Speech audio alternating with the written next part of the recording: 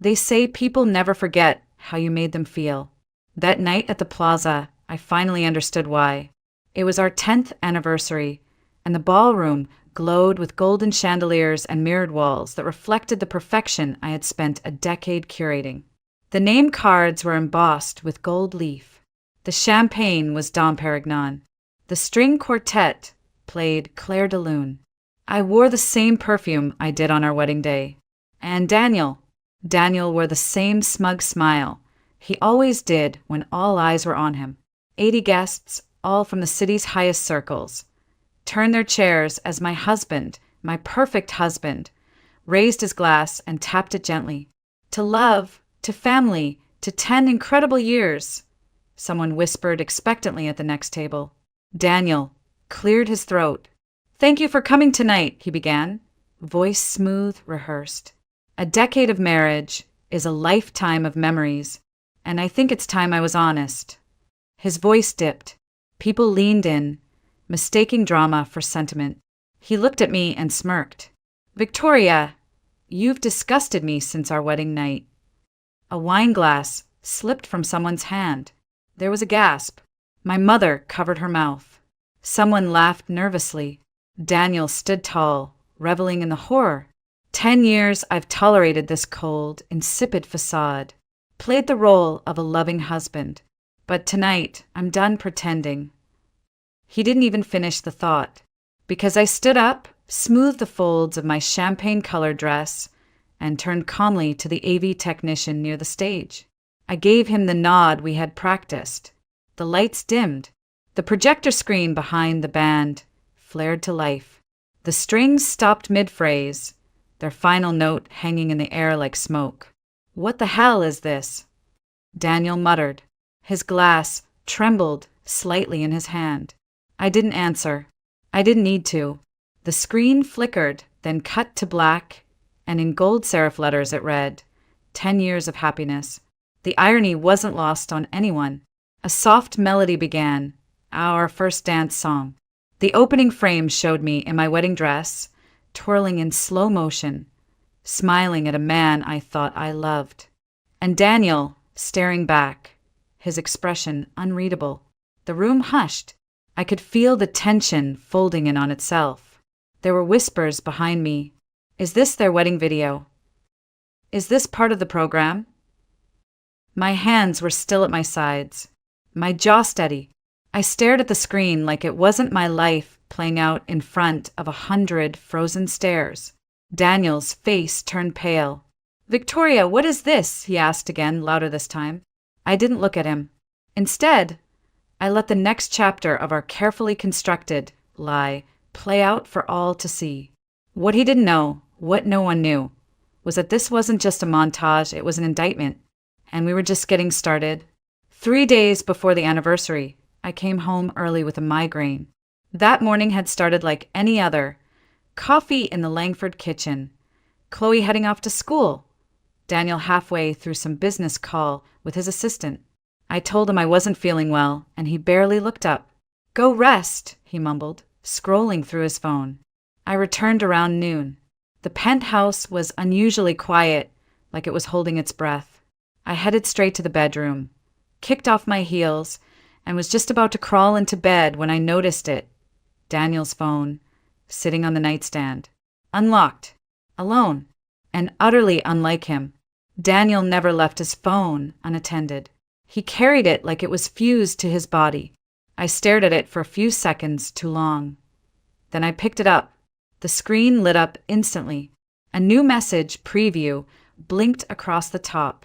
Can't wait to try on the new set. You said red was your favorite.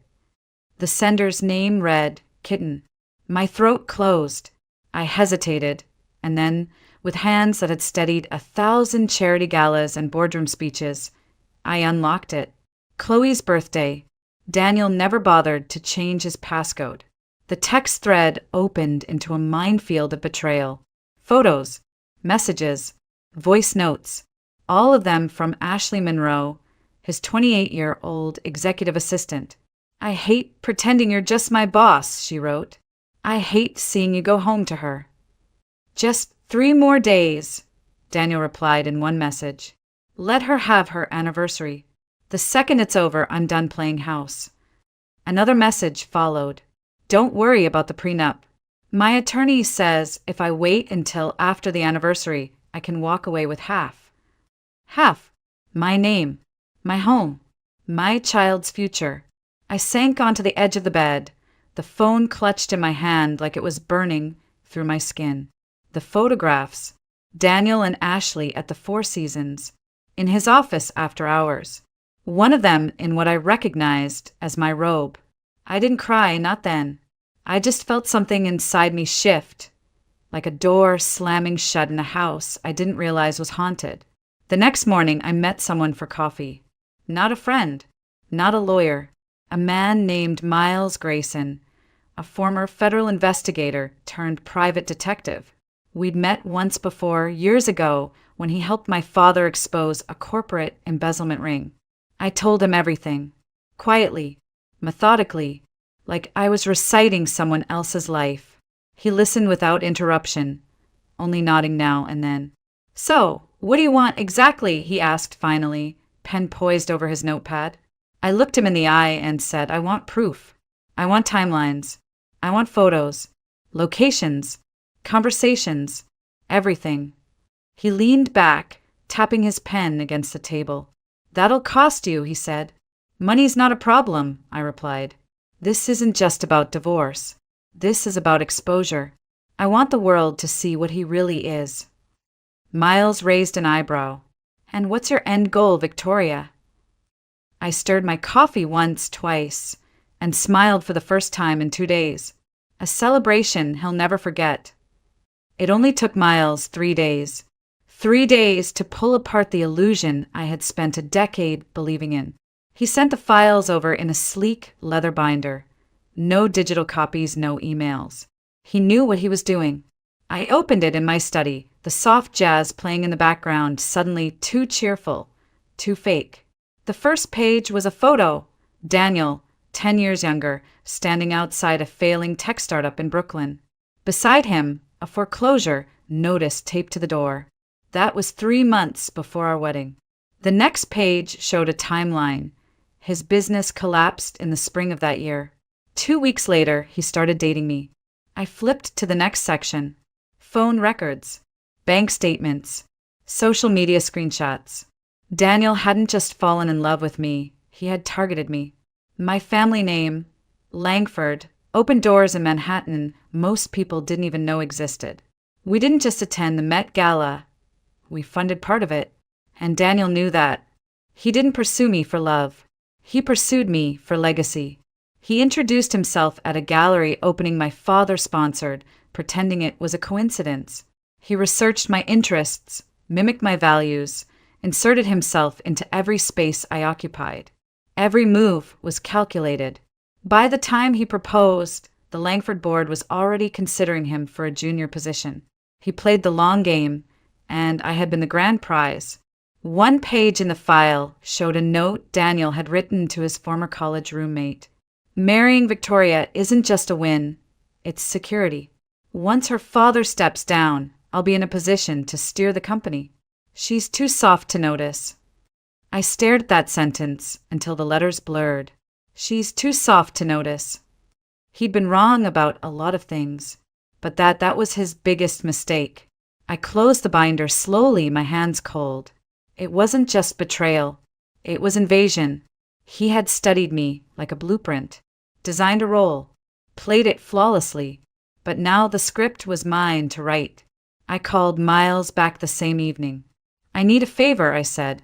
I want you to help me film something. He hesitated. What kind of something? I looked out the window, where the city pulsed beneath me like a sleeping beast. A wedding video, I said. Only this time it won't be a lie. The next week, I told Daniel I had an idea. Let's make a video for Chloe, I said sweetly, brushing my fingers across his sleeve at dinner. For our 10-year anniversary. Something she can watch when she's older. He raised an eyebrow. A documentary? Something like that, I said. Us talking about love, about family, about how we made it this far. He grinned, arrogant as ever. Finally embracing the public image? Exactly, I whispered. Exactly. He never noticed the camera angles were too professional. He never questioned the sound guy's background in courtroom surveillance. And he definitely never noticed that Chloe wasn't home anymore. I had already moved her to my mother's estate in Connecticut, far from the storm I was about to unleash. The morning of the anniversary, I stood in front of the mirror in my dressing room at the plaza and practiced my smile. Not the soft one I used at charity luncheons. Not the proud one I reserved for Chloe's school plays. This was different. This was the smile of a woman who had finally stopped apologizing for being too patient, too trusting, too blind. The smile of a woman who knew exactly what she was doing. I touched up my lipstick and smoothed my gown. The stylist hovered nearby, fussing over the hem. "You look radiant," she said. I nodded, not really hearing her. Somewhere beneath us, the ballroom was being prepared. Gold-trimmed name cards, lavender and white peonies, the Langford crest carved into an ice sculpture. Everything Daniel ever wanted. Everything he believed was still his. When I stepped into the hall, Daniel was already there, sipping champagne with Ashley. Of course he brought her. I had insisted. "She's part of your team," I had said innocently. "It's only fair." Ashley wore a red satin dress, too tight for the occasion. She clung to his arm like a trophy.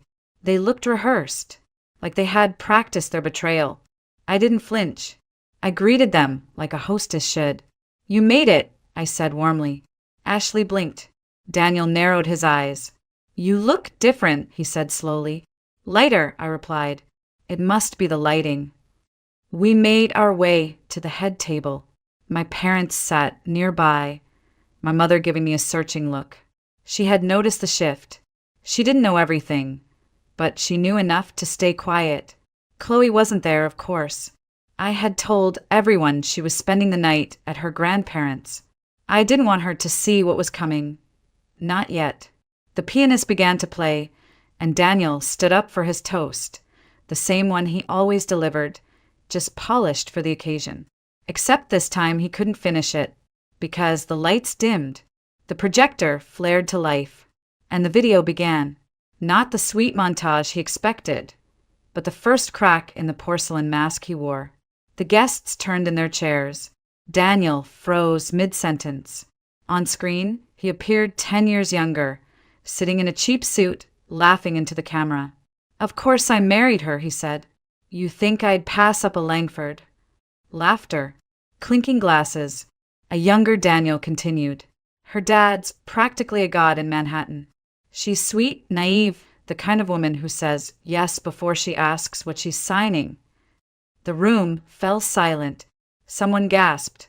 Someone else dropped a fork. Daniel's face twisted. "Victoria, turn it off," he growled. But I stayed seated, eyes on the screen. "This is your moment, darling," I said softly. "Enjoy it." The clip ended. A new one began, this time the hotel surveillance footage. Daniel and Ashley. Their laughter in the hallway. A stolen kiss in the elevator. The timestamp?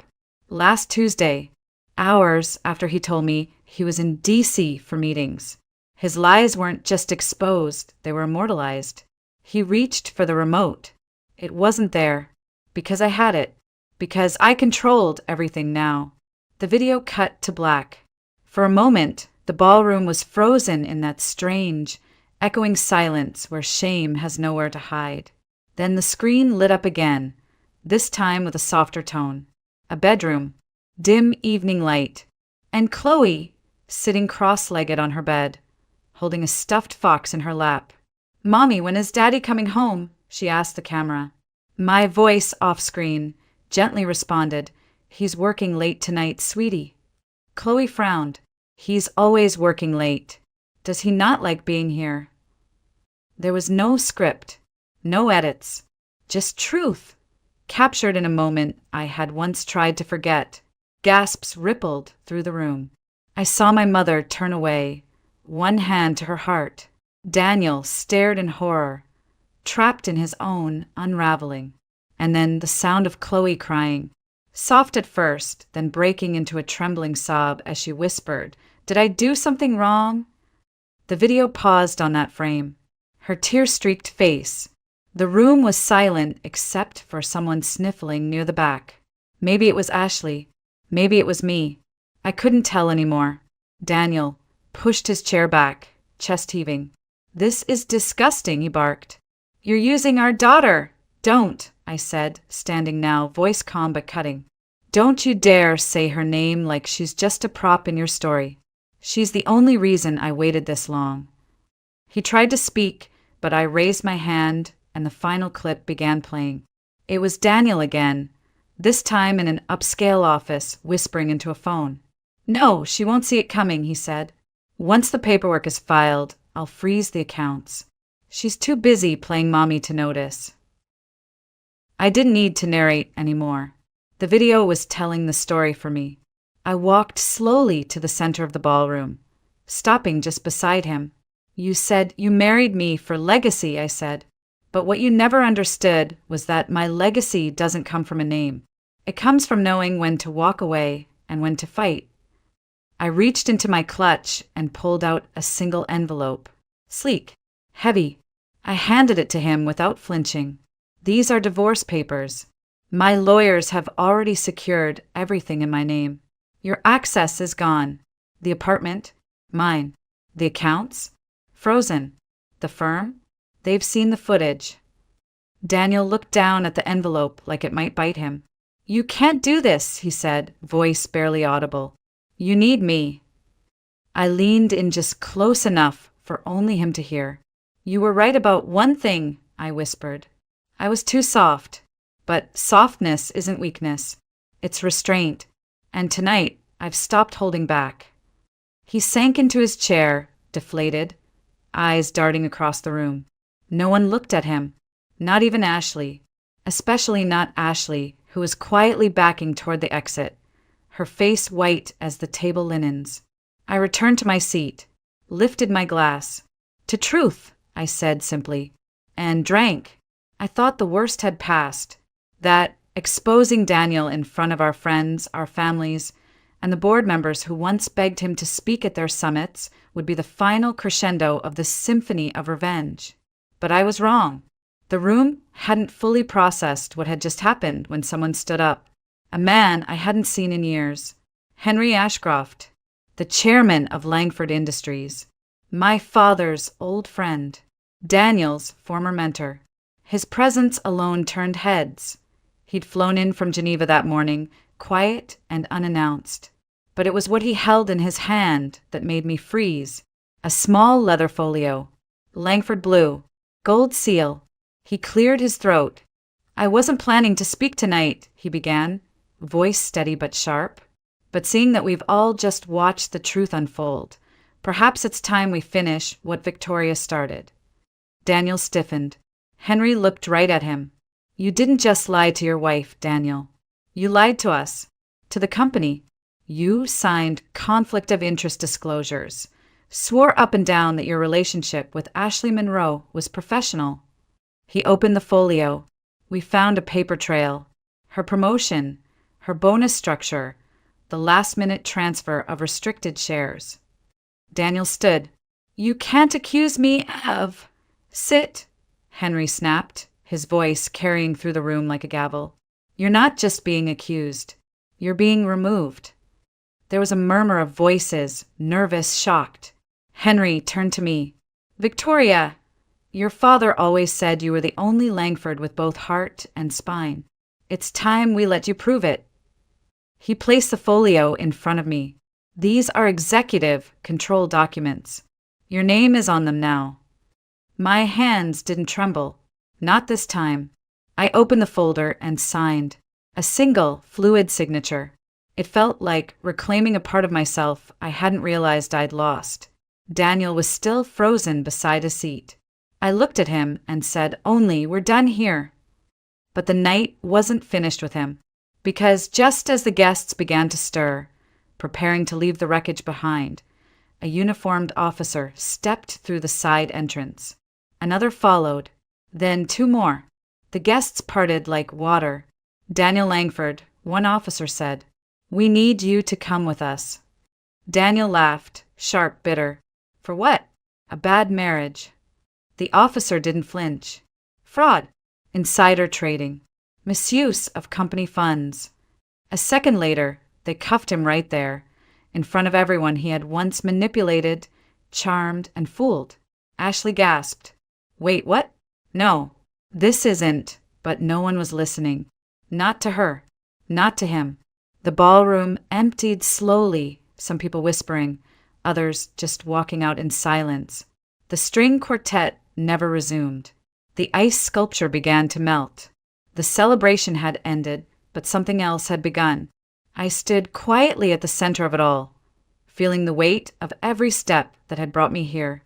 And then I turned and walked away. In the days that followed, the silence I expected never came. Weeks passed, but the storm only evolved. I thought the next morning would feel like silence, like a calm after the storm. But instead, it was louder than the gala had ever been. My phone buzzed nonstop. News alerts, missed calls, board members, reporters, even distant cousins who'd never invited me to their weddings. Every headline screamed the same thing in different fonts. Langford heir exposes husband in public meltdown. Insider scandal at Langford Industries. Betrayal in the ballroom. By noon, I had a migraine that no pill could touch. I stood at the kitchen counter of my parents' townhouse in Connecticut, stirring tea I wouldn't drink, while Chloe played upstairs with my mother. She didn't know the full story yet, just that Mommy and Daddy were going to be living in different houses, and that she'd be staying with Grandma for a while. When she asked why, I'd simply said, "Because I want you to be somewhere peaceful." She nodded, then asked if her stuffed fox could come too. That was the part that broke me. Not the headlines, not the photos, not even the footage replaying on morning television. It was her innocence still intact. Around 3, I finally turned on the TV. There it was, Daniel's arrest. Again and again, spliced between clips of me toasting to truth and that grainy hotel surveillance footage of him and Ashley. His lawyer had released a statement, some feeble defense about doctored videos and personal vendettas. It didn't matter. The footage was too real. The damage was too deep. The court of public opinion had already made its ruling. I wasn't sure if I felt satisfaction or something colder. Something like release. A knock on the front door startled me. I opened it to find Miles Grayson, in his usual dark coat, holding a plain manila envelope. "Told you I deliver," he said. I smiled, stepped aside, and let him in. He placed the envelope on the coffee table. "Final report," he said. "Financial breakdowns, travel logs, some offshore accounts that aren't exactly legal." I sat across from him, arms folded. "Will that help the SEC?" "They've already opened a case file," he said. "You might get your day in court. Or 10. I looked out the window, where the trees had begun to shed their gold and crimson leaves. Autumn had always been my father's favorite season. "You ever get tired of seeing people unravel?" I asked. Miles chuckled softly. "Not really, but I do like seeing someone hold the thread for once." He stood ready to leave. "One more thing," he added. "I found something odd. You should look through the reports. Last section. Page 42. Then he was gone. No explanation. Just that cryptic note. I waited until Chloe was asleep. Waited until the house was quiet.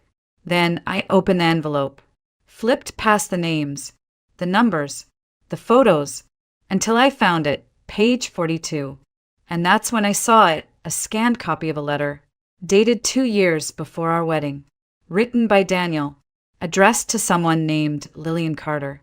The subject line, premarital agreement strategy. My blood ran cold. I stared at the letter long after the words stopped making sense. Lillian Carter. The name wasn't unfamiliar. In fact, it was painfully familiar. She'd been part of my world once, distant but always present. She worked in my father's legal division, a sharp, poised woman who never stayed long at company events, but always seemed to know everything before anyone else. She had a quiet power about her, the kind that could hide knives behind smiles. When Daniel and I were newly engaged, she handled our prenup. I barely paid attention back then, too busy choosing flowers, table linens, and imagining a perfect life. But the letter Miles had found wasn't professional. It was personal, intimate. It opened with "Dearest Lily" and closed with "Yours, always D." In it, Daniel laid out a plan, cold, clinical, strategic. He detailed how marrying into the Langford name would secure access to internal investments, how he would keep Victoria satisfied long enough to gain power of signature. He even referenced our future child. One heir will seal the bond. After that, we'll see. I dropped the paper. My hands were shaking. I hadn't just been betrayed by a husband. I'd been used by an entire arrangement. Lillian had helped him. She'd sat across from me in boardrooms, shook my hand with polished nails, and looked me in the eye while plotting to make me a pawn. For a brief moment, I couldn't breathe. My whole marriage, my whole motherhood, had been built on a foundation they engineered.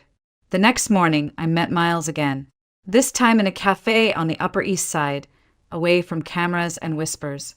I slid the letter across the table. "What do you know about her?" He didn't even blink. Lillian Carter, former corporate counsel, left Langford 6 months after your wedding. Currently on the board of a hedge fund run by guess who? "Ashley Monroe," I said through clenched teeth. "Bingo," he replied.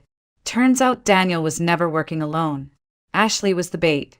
Lillian was the architect. I felt nauseous. "Do you think my father knew?" Miles looked at me for a long beat, then shook his head. "Your father was many things, but blind to betrayal? Never. My guess? He suspected.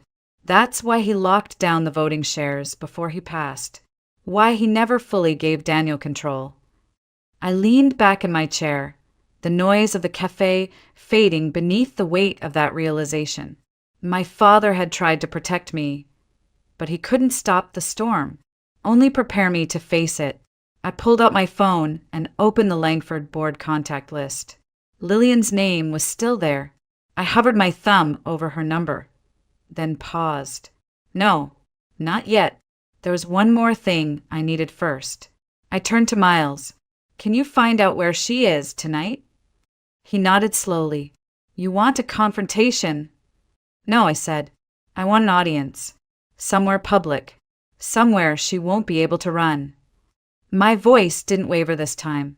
She helped design the lie. It's only fair she hears the truth from me.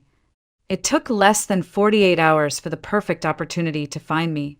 The Women's Executive Alliance was hosting its autumn gala, a black tie affair where the city's most powerful female figures gathered under the chandeliered ceilings of the Astoria Conservatory.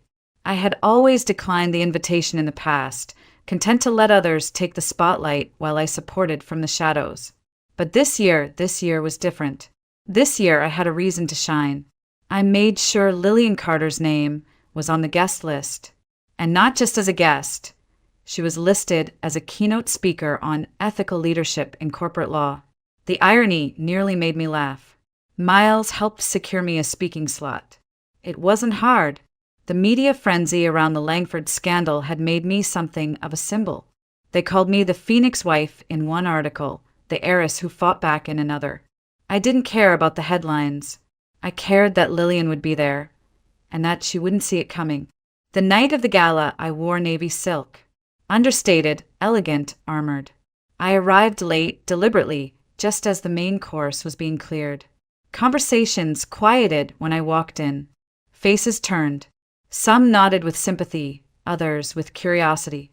But I wasn't looking at them. I was looking at the corner table near the stage. Lillian sat alone, scrolling through her phone, her expression unreadable. She hadn't aged. Still pristine. Still cold. The event chair greeted me warmly, motioned for me to take my place on stage.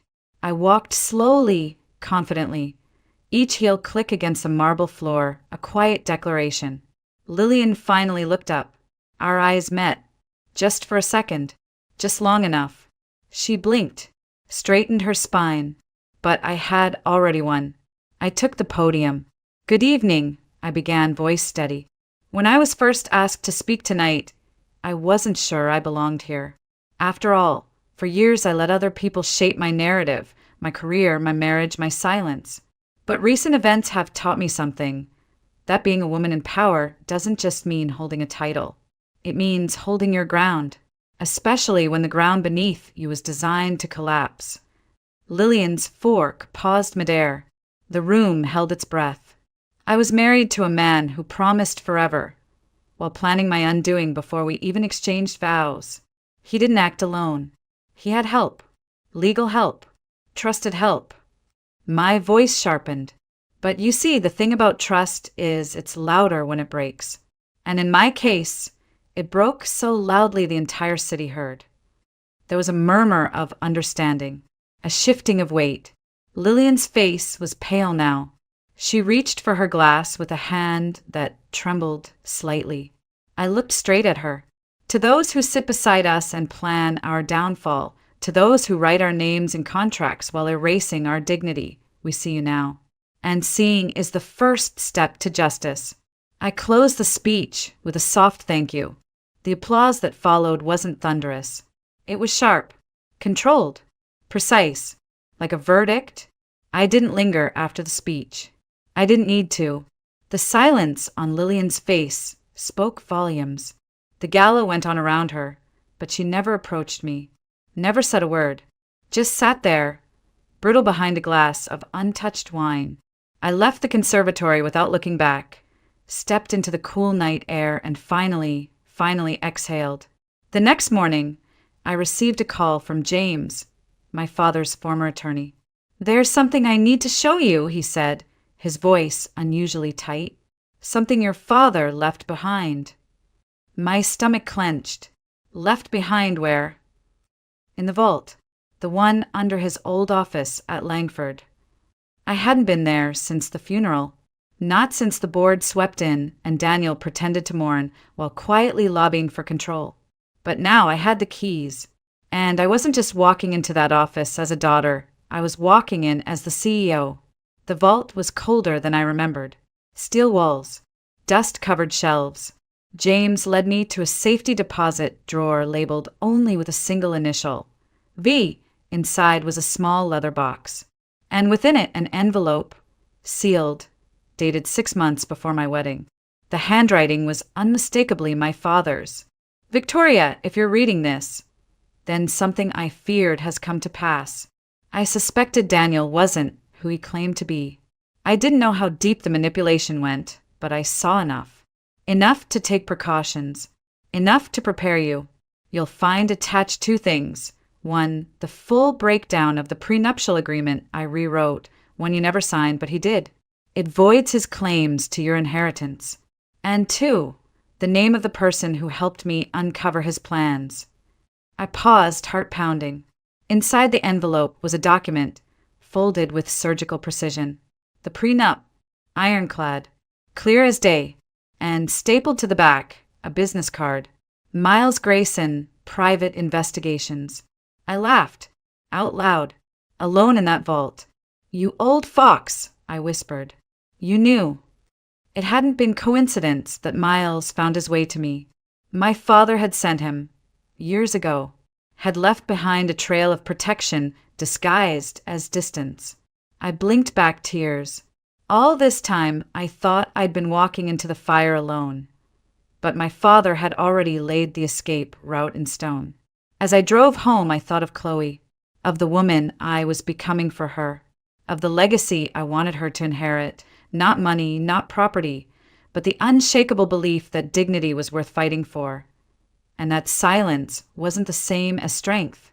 It was time to close the circle. I sat down at my desk that evening and began to write. Not a legal document, not a press statement, a letter, one my daughter would read someday, one that would begin simply, "Chloe, here's what your father did, and here's how we rose from it." The weeks that followed were anything but peaceful. The media storm didn't calm, it evolved. Daniel's face was everywhere, now framed in courtroom sketches and news tickers that read, "Former CFO indicted." Ashley vanished from the public eye. Rumors swirled of her resignation, of a plea deal, of panic. Lillian quietly stepped down from every board she held a seat on, citing personal reasons. I never heard from her again. I didn't need to. Some endings don't require confrontation, just exposure. But closure, true closure, isn't the absence of noise. It's what you hear when the noise fades. Eventually, I found us a new place downtown, a quiet apartment with wide windows and no ghosts. For me, it was the sound of Chloe's laughter echoing through our new apartment. It was the silence between emails from the board. Not tension, but trust. It was the first time I stood in the Langford executive office, looked out the windows my father once did, and didn't feel like an imposter. One rainy afternoon, Miles dropped by unannounced, holding a white envelope. "Last piece of the puzzle," he said. "It's from a source inside the DA's office. They wanted you to have it." Inside was a copy of Daniel's plea statement, not for public release. Just one line stood out. I thought I could outsmart her. I never thought she'd fight back. I folded it, slid it into the back of my journal. That's all it was now. A footnote in the story of a man who underestimated the wrong woman. There would be court hearings, depositions, years of cleanup. But emotionally, spiritually, I was already done. I spent a Saturday morning helping Chloe paint a mural on the wall of her bedroom. Foxes and forests and stars. She asked if she could invite Grandma to see it. Of course, I said. My mother had grown quieter lately. Less critical, more present.